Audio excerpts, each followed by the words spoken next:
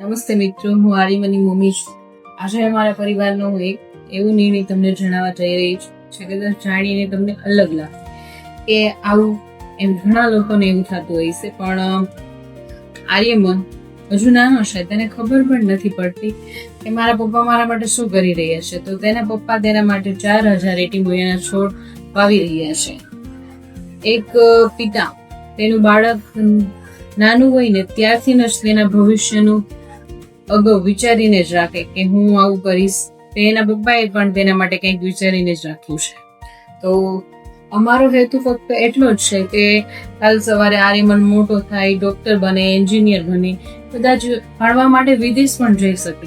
તો અમે તેને રોકીશું નહીં કે આર્યમન તું ત્યાં ન જ, બેટા તું ખેતી કર.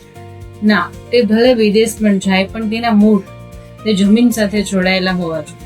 એટીમોયા અમે શોખશું. કદાચ આર્યમનની સાથે એટીમોયા પણ મોટા થવાના છે. તો આર્યમન વર્ષમાં 2 થી 3 વખત એટીમોયા પાસે આવશે, એની જમીન જોશે, એટીમોયા જોશે. એટીમોયા નથી, એટીમોયા આર્યમનના મિત્રો છે.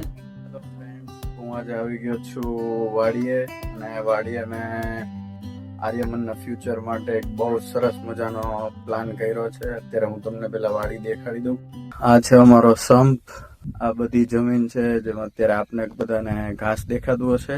ટ્રેક્ટર, અમારું પાઇલિંગ મશીન, રોટાવેટર, આ બધામાં આર્યમનના ફ્યુચર માટે મેં એક બહુ જબરદસ્ત પ્લાન્ટ ચૂઝ કર્યો છે, એટીમોયા કરીને. આ વર્ષે હું ટોટલ આર્યમનના ફ્યુચર માટે થઈ અને 4000 પ્લાન્ટ્સ એટીમોયાના વાવું છું. અને તમને દેખાડું, અત્યારે હાલ અડધા પ્લાન્ટ્સ આવી ગયા છે અને અડધા પ્લાન્ટ્સ થોડા સમયમાં આવી જશે. આ બધા એટીમોયાના પ્લાન્ટ્સ છે. ટોટલ અત્યારે 2000 પ્લાન્ટ આવ્યા હતા, એમાંથી 1100 જેવા પ્લાન્ટ્સ અમે વાવી દીધા છે.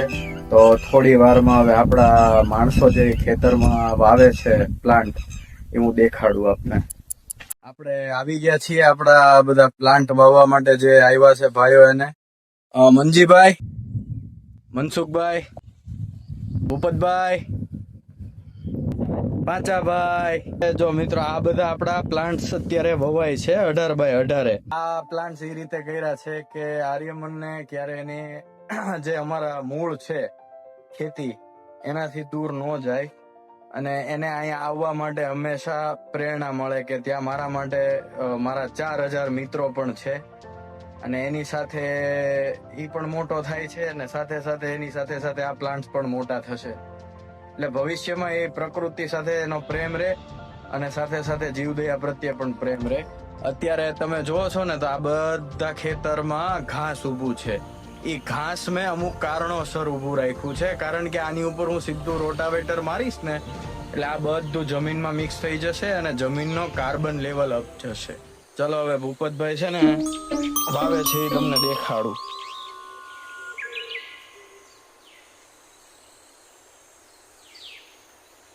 જો સરસ પ્લાન્ટ્સ આપણા આર્યમન માટે વવાય છે.